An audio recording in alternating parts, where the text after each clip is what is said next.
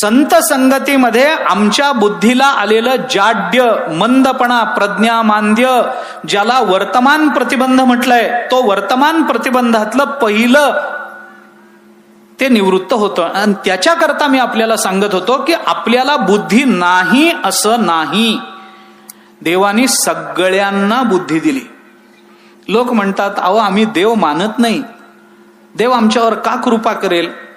आपण देव मानू अथवा न मानू, भगवंतानी सगळ्या मनुष्यांवर अत्यंत मोठी जी कृपा केली ती कृपा म्हणजे देवानी आपल्याला बुद्धी दिली.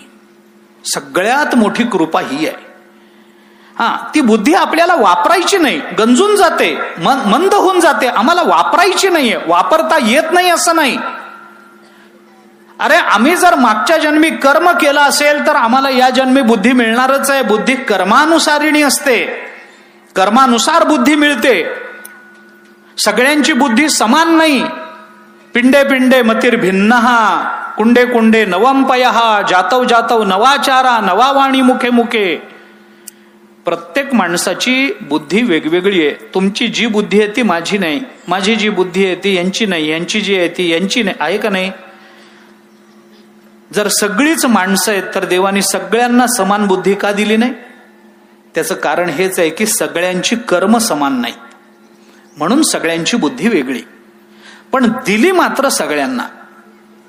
म्हणून मी गमतीनं विचारत असतो. आता आपण इथे बसलो ना, मी विचारतो, आपल्याला बुद्धी नाही असं कुणाला वाटतं? हात वर करा बरं. कोणीच करत नाही, कोणीच करत नाही. आपल्याला बुद्धी नाही असं कुणाला वाटतं? सगळ्यांनाच माहिती आहे की आपल्याला बुद्धी आहे. आणि काही वेळेला एखाद्याने केलाच नम्रतेनं, काही काही वेळेला नम्रता दाखवावी लागते. एखाद्याने हात वर केला, आपल्याला बुद्धी नाही म्हणून त्याने जर हात वर केला, तर त्याला माझा प्रश्न असा आहे की ज्याला बुद्धी नाही त्याने हात वर करा असं म्हणल्यानंतर आपल्याला बुद्धी नाही म्हणून आपण हात वर केला पाहिजे, एवढी तरी बुद्धी त्याला आहेच की नाही? मग बुद्धी नाही असं कसं होईल? प्रत्येकाला बुद्धी आहे महाराज, आम्हाला ती वापरायची नाही. वापरता येत नाही असं नाही, वापरता येते.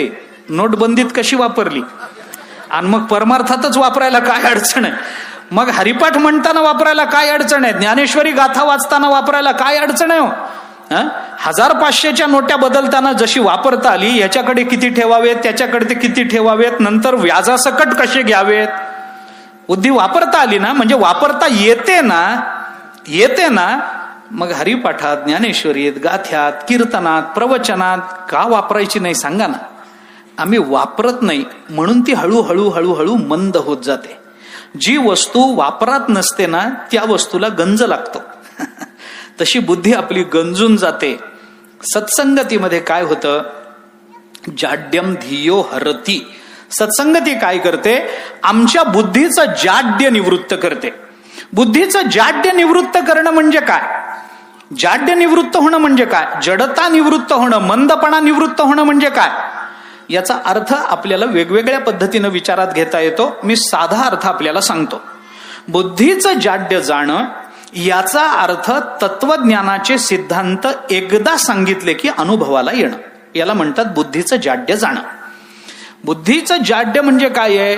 एखादा मनुष्य आहे, एखादी गोष्ट पुन्हा पुन्हा पुन्हा पुन्हा पुन्हा त्याला सांगावी लागते, आणि सांगावी लागली की मग माणूस म्हणतो काय बुद्धी जड आहे हो, कितीदाही सांगितलं तर याला पटत नाही, याला कळत नाही. याला कळत कसं नाही? बुद्धी आहे का दगड आहे? डोक्यात काय कांदे बटाटे भरले काय? म्हणतात की नाही, आपले शिक्षक म्हणत होते ना लहानपणी, तुला कळत कसं नाही? पाठ कसं होत नाही? साधा 2चा पाडा, बेचा पाडा पाठ व्हायला किती वेळ लागतो? सगळ्यांना पाठ झाला, तुझ्याच डोक्यात काय कांदे बटाटे भरले काय? याचा अर्थ बुद्धी जड आहे.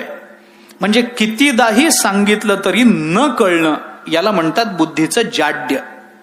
म्हणून याचा अर्थ जाड्यम धियो हरती, याचा अर्थ सत्संगतीमध्ये गेल्यानंतर तत्वज्ञानाचा सिद्धांत एकदा सांगितला की आपल्याला पटून येतो, एकदाच. म्हणून मी पुन्हा तेच उदाहरण देतो.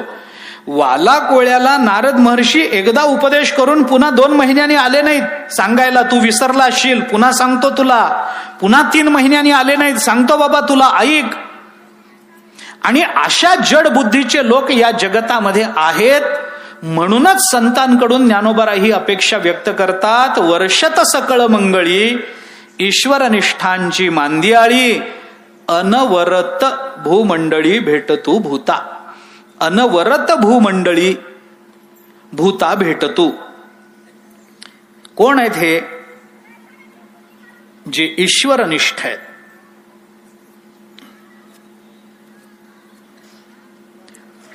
जे ईश्वरनिष्ठ लोक आहेत, हे ईश्वरनिष्ठांची मांदियाळी जमावी. ज्ञानोबरांची पसायदानातली अपेक्षा लक्षात घ्या. ईश्वरनिष्ठांची मांदियाळी जमावी. आणि त्यांनी काय करावं? सगळे ईश्वरनिष्ठ, सगळे आध्यात्मिक लोक, मनोवृत्तीचे लोक एकत्र यावेत आणि त्यांनी काय करावं? उगीच ब्रह्ममायेची चर्चा करत बसावी. या तारखेला तुम्ही कुठे आहेत, मी कुठे आहे. आता इथून प्रवास पुढे कुठे आहे? तुमच्याकडे कोणती गाडी आहे, माझ्याकडे कोणती गाडी आहे, तुम्ही कुठला अभंग घेतला, मी कुठला अभंग घेतला, तिथंही तोच होता का, इथंही तोच आहे का? म्हणजे ही चर्चा करत बसावं ही ज्ञानोबरांची अपेक्षा नाही. ज्ञानोबरांची अपेक्षा काय? वर्षत सकळ मंगळी ईश्वरनिष्ठांची मांदियाळी अनवरत भूमंडळी भेटतू भूता. याच्यातला अनवरत हा जो शब्द आहे ना, तो दोन्हीकडे लावायचा आहे. दोन्ही क्रियापदाचं विशेषण कराते. म्हणजे मग आपल्याला संतांचं कार्य या ओवीमध्ये दोन क्रियापद आहेत. वर्षत एक क्रियापद आहे आणि भेटत हे दुसरं क्रियापद आहे. अनवरत भेटून अनवरत वर्षाव करणं हे संतांचं कार्य. त्यांनी अनवरत भेटत राहिलं पाहिजे, पुन्हा पुन्हा पुन्हा भेटत राहिलं पाहिजे. कारण काही लोक असे असतात त्यांना एकदा सांगून कळत नाही आणि असेच लोक अधिक जास्त प्रमाणात असतात. अधिक जास्त प्रमाणात हेच लोक आहेत. एकदाच पुन्हा सांगावं लागतं. आपल्याला माहितीये उपनिषदामध्ये सुद्धा तत्वमसी महावाक्य 9 वेळेला सांगावं लागलं. 12 वर्षाचा अभ्यास गुरुच्या घरी राहून घरी आलेल्या श्वेतकेतूला जर एक सिद्धांत 9 वेळेला सांगावा लागला तर कुठलाच अभ्यास न करणाऱ्या तुमच्या माझ्यासारख्या सामान्य जीवाला किती वेळेला सांगावं लागेल? विचार करा ना. बुद्धीचं मांद्य आहेच आहे. बुद्धीची जडता पारमार्थिक क्षेत्रामध्ये आहेच आहे. म्हणून जाड्यम धियो हरती हे प्रपंचाच्या दृष्टीनं केलेलं चिंतन नाही आहे. हे परमार्थाच्या दृष्टीनं. प्रपंचामध्ये गोष्टी पुन्हा पुन्हा कराव्या लागतात, पुन्हा पुन्हा सांगाव्या लागतात. जे पुन्हा पुन्हा करावं लागतं त्यालाच प्रपंच म्हणतात. एकदाच करून जे भागतं त्यालाच परमार्थ म्हणतात. परमार्थ एकदाच पुन्हा पुन्हा नाही. एक वेळ करी या दुःखा वेगळे. एकदाच या दुःखा वेगळं करा देवा, पुन्हा आम्ही या दुःखात पडणार नाही. कारण परमार्थ एकदा झाला, परिपूर्ण झाला. परिपूर्ण झाला. जाऊ द्या, मला आता त्याबद्दल विशेष बोलायचं नाही. प्रपंचामध्ये पुन्हा पुन्हा पुन्हा गोष्टी होतात, सांगाव्या लागतात. तिथला विचार करू नका. परमार्थामध्ये पुन्हा पुन्हा आपल्याला प्रज्ञा मान्य आहे, आपल्याला बुद्धीची जडता आहे म्हणून एकदा सांगितलं. जे ज्ञानेश्वरीत सांगितलं तेच हरिपाठात आहे. जे हरिपाठात बरं बघा ना, ज्ञानोबरांना सुद्धा मला सांगा, हरिमुखे म्हणा हे ज्ञानोबरांना 2दा म्हणायचं काही कारण होतं का? देवाची द्वारी उभा क्षणभरी तेणे मुक्तिचारी साधियेल्या. पुढं हरिमुखे म्हणा आणि पुढं हरिमुखे म्हणा 2दा. कशा करता? एकदा हरिमुखे म्हणा आणि भागलं नसतं काय ज्ञानोबरांचं? पण हरिमुखे म्हणा आणि पुन्हा एकदा हरिमुखे म्हणा. कारण ज्ञानोबरांना माहितीये एकदा सांगून ऐकणाऱ्यातले हे नाहीच आहेत. कारण असोनी संसारी आहेत. हे एकदा सांगून ऐकणाऱ्यातले नाहीत. कितीदा सांगावं लागतं, तंबाखू खाऊ नका, सिगारेटी ओढू नका, कितीदा सांगावं लागतं तरी हातातली तंबाखू सुटत नाही आणि बोटाचा पांढरेपणा जात नाही. सांगणं चालूच आहे की नाही? किती वेळेला सगळे कीर्तनकार सांगतात की नाही? सगळे सांगतात तंबाखू खाऊ. वारकरी आहोत आपण, व्यसन करू नये. एकच व्यसन असलं पाहिजे वारकऱ्याला, नामाचं. एकच व्यसन असलं पाहिजे पांडुरंगाचं. एकच व्यसन असलं पाहिजे ज्ञानेश्वरीचं, गाथ्याचं. दुसरं कशाचं व्यसन लागतं? कशाचं लागतं? पण तरी सुद्धा सांगावं लागतं की नाही? एकदा सांगून चालत नाही. पुन्हा सांगा, पुन्हा सांगा. पुढच्या वर्षीच्या कीर्तनात पुन्हा सांगा, त्याच्या पुढच्या वर्षीच्या कीर्तनात पुन्हा सांगा, प्रवचनात पुन्हा सांगा, आळंदीला इथेच सांगा, पंढरपूरला इथेच सांगा, देहूला इथेच सांगा. बरं, सांगून सांगणाऱ्याचा लाभ काय आहे? काहीच नाही. लाभ ऐकणाऱ्याचाच आहे. सांगणाऱ्याला काही लाभ नाही तंबाखू सोडा हे सांगण्यामध्ये, कारण तो खातच नसतो. फायदा कुणाचा आहे? ऐकणाऱ्याचा आहे. तरी सुद्धा पुन्हा पुन्हा सांगावं लागतं, तरी सुद्धा वारंवार सांगावं लागतं, करू नका, करू नका, हे करू नका, अमुक खाऊ नका, तमुक पिऊ नका, असं वागू नका, तसं करू नका, चोरी करू नका. चालूच आहे ना. एकदा सांगून कळत नाही का? यालाच बुद्धीची जडता असं म्हणतात. जिथं एकदा सांगून बोध होत नाही त्याला बुद्धीचं जाड्य म्हणा. संतांच्या संगतीत गेल्यानंतर काय होतं? काय नाही, जाड्यम धियो हरती. संत संगती काय करते? आमच्या बुद्धीची जडता दूर करते. जडता दूर करते म्हणजे काय? एकदा सांगितलं की कळतं, बस.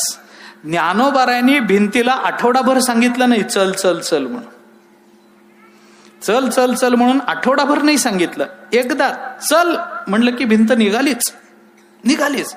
मग संतांच्या संगतीत जडाला एकदा सांगितलं तर कळतं. मी किती उदाहरणं आपल्याला देऊ, किती उदाहरणं देऊ. क्रमानं सांगतो मी आपल्याला, क्रमानं. ऐका, रेड्याला कितीदा ज्ञानोबाराय बोलले हो? ज्ञानदेव म्हणे बोल रे ऋग्वेद. कितीदा आलं प्रमाण? एकदाच म्हणले, बोल रे. डोक्यावर हात ठेवला, बोल रे ऋग्वेद. ऋग्वेद बोल म्हणलं की रेडा ऋग्वेद बोलला. कितीदा म्हणा? अहो रेडा ऐकेल नवल काय? रेड्याला कान आहेत, रेड्याला कान आहेत आणि ऐकण्याची शक्ती आहे.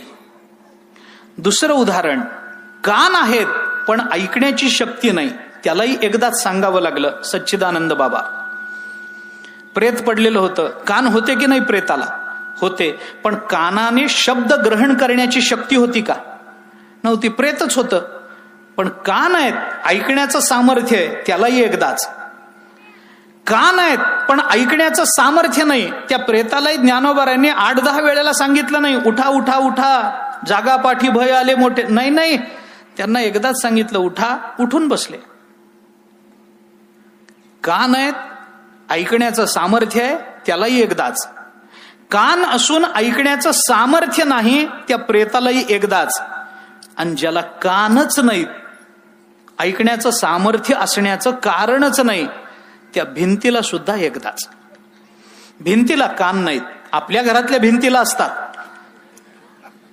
ज्ञानोबाराच्या भिंतीवर बसले, त्या भिंतीला कान नव्हते, त्या भिंतीला कान नव्हते, ऐकण्याचं सामर्थ्य नाही, जड आहे. पण जड असणाऱ्या भिंतीला सुद्धा एकदा सांगून जर कळत असेल तर तुम्हाला आम्हाला संतांच्या संगतीत एकदा सांगितल्यानंतर कळणार नाही का? एकदा सांगितल्यानंतर तत्वज्ञानाच्या सिद्धांताच्या आचरणात आपण प्रवृत्त होतो. इथपर्यंत आपली बुद्धी कार्यक्षम होणं याला म्हणतात जाड्यम धियो हरती. याला म्हणायचं बुद्धीची जडता जाणं. एकदाच. तुका म्हणे कानी ऐकिली मात. एकदाच ऐकलं, परिणाम काय? तोची झाला घात जीवपणा. बस, जीवदशा निवृत्तच होऊन गेली. जयाची गोठी ऐकत खेऊ. ज्ञानोबारायांनी केलेलं चिंतन 3 वेळेला ज्ञानेश्वरीमध्ये. अर्जुन म्हणतो देवाला, देवा 10व्या अध्यायात तुमचं बोलणं आम्ही ऐकलं, काय त्या बोलण्यात गोडवा आहे? काय गोडवा? अहो, हे बोलणं आम्हाला याच्यापूर्वी नारदांनी सांगितलं नव्हतं असं नाही. नारद आम्हाला हे सांगायला आमच्या घरी येतच होते, पण आम्ही त्यांचं ऐकण्यापेक्षा त्यांच्या रागदारीत अडकलो, त्यांच्या गाण्यात अडकलो. व्यास महर्षी आमच्या घरी येऊन आम्हाला हे सांगत होते, पण आम्ही ऐकलं नाही. असित देवलाचे मुखे आम्ही हेच ऐकलंय, पण त्याही वेळेला आम्हाला कळलं नाही. पण तुम्ही आम्हाला एकदाच सांगितलं, बस. येण्याची वचन तेजाकारे, फिटले आतील बाहेरील अंधारे, म्हणून देखतसे साचोकारे स्वरूप तुझे. अर्जुन देवाला 10व्या अध्यायामध्ये म्हणतो, देवा बस, तुमचे शब्द कानावर पडायचा अवकाश. ते शब्द कानातून आत गेले, पुष्कळ झालं. रुक्मिणी मातेने पत्राच्या पहिल्या श्लोकामध्ये हे विधान केलं की नाही? भागवत वाचा आपण. रुक्मिणी मातेने भगवंताला पत्र दिलं सुदेव ब्राह्मणाच्या हस्ते, आणि त्या पत्रातल्या पहिल्या श्लोकात पहिलं विधान रुक्मिणी माता हेच करते. श्रुत्वा गुणान भुवन सुंदर शृण्वतांते निर्विश्य कर्ण विवरैहि हरतोंग तापम रूपम दृशाम दृश्यमताम अखिलार्थलाभम त्वय्यच्युता विशती चित्तम अपत्रपम मे. रुक्मिणी माता देवाला म्हणते, देवा श्रुत्वा गुणान भुवन सुंदर शृण्वतांते निर्विश्य कर्णविवरैहि. तेव्हा आम्ही तुमचे गुण ऐकले. माझा मुद्दा इथे आहे, निर्विश्य कर्णविवरैहि, तिथंच माझा मुद्दा आहे. रुक्मिणी माता देवाला म्हणते, देवा तुम्ही त्रिभुवनात सुंदर आहात, तुमचे गुण आम्ही ऐकले. श्रुत्वा गुणान, आम्ही तुमचे गुण ऐकले. त्या गुणांनी काय केलं? निर्विश्य कर्णविवरैहि, त्या गुणाच्या गुणवाचक शब्दाचा आणि आमच्या कर्णेंद्रियाचा संबंध आला आणि तुमचे गुण आमच्या कानातून आत गेले. निर्विश्य कर्णविवरैहि, कानाच्या विवरातून, त्या छिद्रातून ते गुण आत गेले. काय परिणाम झाला? हरतोंग तापम, सगळ्या त्रिविध तापाची निवृत्तीच होऊन गेली.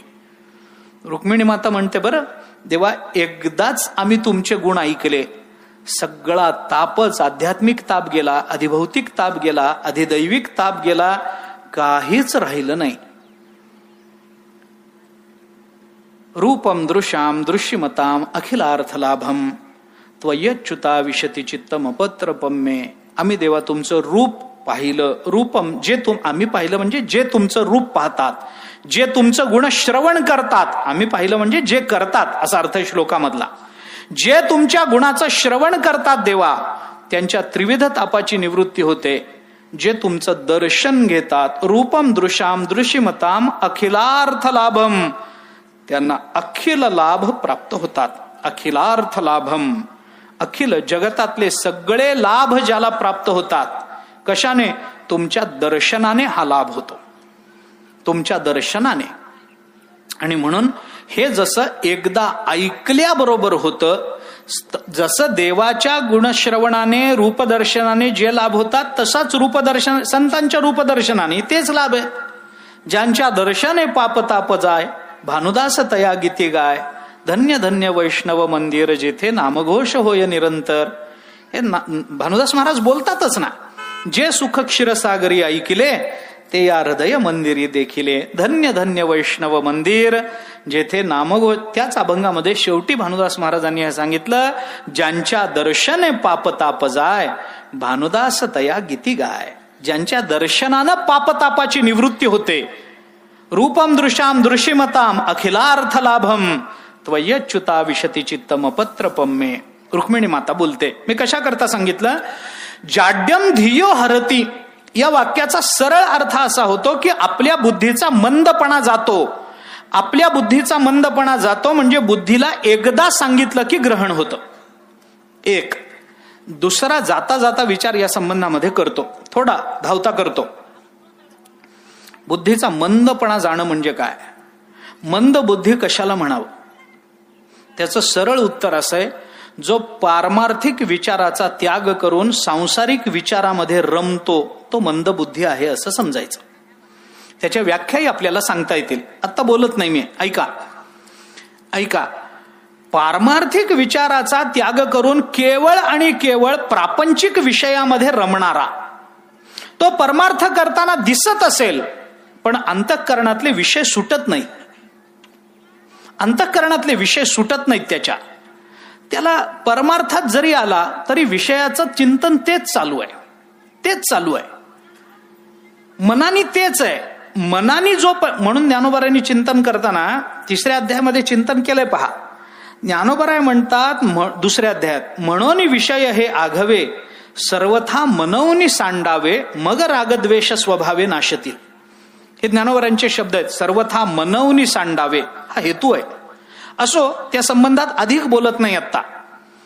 पण मनुष्य परमार्थात आला तरी प्रापंचिक विषयाचं अनुसंधान त्याचं सुटलेलं नसतं. तुम्ही बघा ना, कीर्तनामध्ये बसलेला, प्रवचनामध्ये बसलेल्या माणसाला संसाराच्या गोष्टी सांगायला सुरुवात केल्याबद्दल बरोबर जो आनंद होतो, तो आनंद एखादी प्रक्रिया सुरू केल्यावर होतो काय? होत नसतो, होत नाही. आम्हाला आता काय आहे, श्रोता कसा आहे हे ओळखण्याची सवय लागली आता. हा ना, एक नवरा बायको होते, असं म्हणल्याबरोबर असं करून जो बसतो ना, समजावं ते त्याच प्रकारातले. तेच आहेत. एक नवरा बायको होते, एक राजा होता. म्हणलं की सावरून बसतात लगेच, मांडी बिंडी आवरून, आता बस हेच ऐकायचंय आम्हाला. नाही, प्रवचन त्याच्या करता नाही, कीर्तन त्याच्या करता नाही. वेदांताच्या प्रक्रिया सुरू झाल्या ना, काही काही श्रोते असं करतात. आम्हाला कळतं हे थांबलं पाहिजे आता. मान खाली, डोकं खाजवलं, झालं बाबा सुरू यांचं ब्रह्मन माया. नको वाटतं ऐकायला, स्वाभाविक आहे. मी काही ऐकणाऱ्या प्रत्येकाला त्याच्यामध्ये स्वारस्य असावं या आग्रहाचा माणूस नाहीये. सगळ्यांना असेलच रस त्याच्यामध्ये असं नाही. पण मग तेच ऐकण्याकरता कीर्तन नाहीये हे मला म्हणायचंय. अन्य कुठल्याही मार्गाने आपल्याला ते श्रवण करता येऊ शकतं, मला त्याच्यात लांबवायचं नाही. पारमार्थिक विचार जे मानवी जीवनाच्या आत्यंतिक कल्याणाचं कारण आहे, त्याचा त्याग करून क्षणकालापर्यंत प्राप्त होणाऱ्या सुखाच्या मागे लागणं हे मंद बुद्धीचं लक्षण आहे हे मला सांगायचं. कारण मंदत्व कधी येतं? सत्वगुणाने बुद्धी मंद होत नाही. रजोगुण आणि तमोगुणाच्या प्राबल्याने बुद्धी मंद होते. त्याच्यात तमोगुणाचं प्राबल्य जास्त लागतं. जास्त झोपणारा मनुष्य जास्त मंद बुद्धीचा असतो. कारण का? प्रमादादस्य निद्राभिरित तन्निबध्नाति भारत, हे तमोगुणाचं वर्णन भगवंतानी केलं. तमोगुण माणसाला झोपेनी बांधतो, प्रमादानी बांधतो, आळसानी बांधतो. झोप झोप झोप झोप. ज्ञानोबाऱ्यांनी चिंतन करताना म्हटलंय, अहो ब्रह्मायू होईजे निजेलियाची असूजे. त्याला वाटतं ब्रह्मदेवाचं आयुष्य मिळावं, निव्वळ झोपून राहावं, बस काहीच नाही. किती झोपेची आवड. ज्ञानोबारायांनी तर गोड दृष्टांत दिलाय. वाटे जाता वेगे कलाताई डोळा लागे, अमृत परी नेघे जरी निद आली. ज्ञानोबाराय दृष्टांत देतात, अमृत परी नेघे जरी निद आली. अमृत सुद्धा नको. किती ज्ञानोबारायांनी तरी कलाताई म्हटलंय. मी त्या कलाताला थोडं ताणतो. मनुष्य रस्त्यानं निघाला, झोपेची आवड खूप, रस्त्यानं निघाला, जाता जाता ठेच लागून पडला. ठेच लागून जमिनीवर पडला. पडल्यावर त्याला वाटलं आता पडलोच तर कशाला उठा, इथंच झोपा. कलाताई डोळा लागे. तिथंच डोळा लागला. तिथून इंद्र चालला होता, त्याच्या हातात अमृताचा कुंभ होता. इंद्राला वाटलं एवढं ओझं कशाला स्वर्गात, तिथं काय कमी अमृत, इथंच कुणाला तरी वाटावं म्हणून बघितलं तर हे झोपले होते झाडाखाली. इंद्राने त्याला उठवलं. उठ म्हणलं. कशाला उठवलं? अरे मी इंद्र आहे, मग मी काय करू, मला झोप आली ना. उठ ना, अमृत देतो. त्याने सांगितलंय, पा सध्या झोप आली, अमृत ठेवून जा, नंतर बघू. अमृत परी नेघे जरी नीद आली. अमृत सुद्धा घ्यायला तयार नाही. पण अमृताला नको म्हणून झोपणारी माणसं कबशीच्या आवाजाने कशी काय उठतात देव जाणे. हे कळतच नाही काय कारण आहे ते. मी कशा करता बोलतो ऐका. प्रमाद, आळस, निद्रा हे तमोगुणाचं कार्य आहे. आणि तमोगुण जर हे निर्माण करत असेल तर ज्याच्या ठिकाणी आळस आहे, ज्याच्या ठिकाणी निद्रा आहे, ज्याच्या ठिकाणी प्रमाद आहे, त्याची बुद्धी मंद असते. म्हणजे रजोगुण तमोगुणाच्या प्राबल्यात बुद्धीचं मान्य येतं. प्रज्ञा जी जड होते ती रजोगुण तमोगुणाच्या प्राबल्यात होते.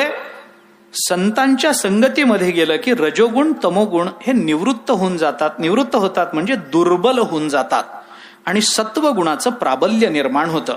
जाड्यम धियो हरती याचा अर्थ सत्वगुणाचं प्राबल्य निर्माण होणं.